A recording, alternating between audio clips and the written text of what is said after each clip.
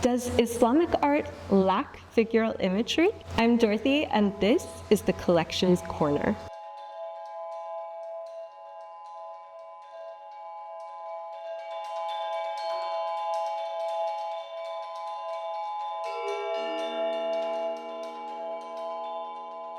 So, depictions of people and animals in Islamic art, it's a really complex topic. But recently, I came across a little quote that reveals one small facet of it that I wanted to share with everyone. So Ibn al-Arif, a 12th century Andalusian philosopher, once said that a symbol or representation, like a little drawing of a person, for example, is a call from a distance, and it discloses its own deficiency. So a symbol is always pointing to something that is absent, and there's always a distance between the representation and the thing it is meant to represent. And the symbol stands in for something else. It's a substitute. So the symbol can never be the thing that it stands in for. In that sense, it is deficient.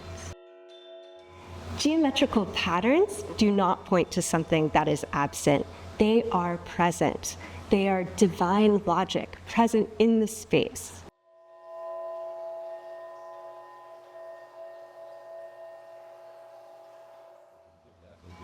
It is not an imitation of something else. It is God's wisdom, complete and lacking nothing. So Islamic art does not lack figural imagery. Instead, it's very aware of what figures lack. It doesn't avoid figures, it embraces something else.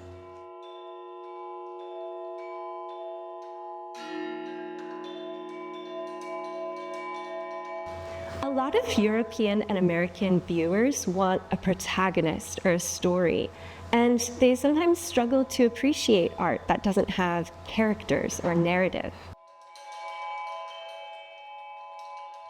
But the wealth of non-figural art here at Shangri really gives viewers a chance to experience visual forms differently, to immerse themselves in this otherworldly dimension of mind.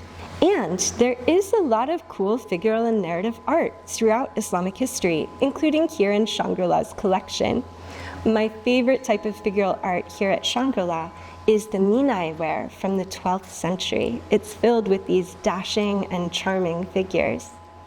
This minai bowl depicts a dashing rider seated on a rearing horse. He is surrounded by birds and foliage that hint at a lush landscape.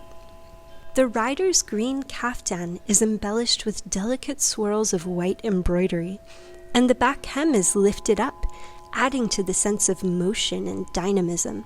The figure's armbands assert his high status, probably a courtier. Throughout much of Persian history, the moon face is a beauty standard regardless of gender. This gentleman has a very comely moon face, framed with flowing hair and topped with a dapper hat. The lip of the bowl is lined with the word Allah, repeated rhythmically in Kufic calligraphy. The rim itself frames the composition with a radiating white pattern reminiscent of waves or flame.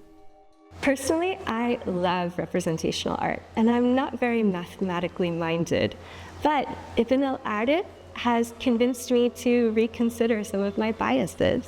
But don't take my word for it. Come here and experience it yourself. And for more insights about geometrical art, check out lectures on our YouTube page and cool research that we've published on our website.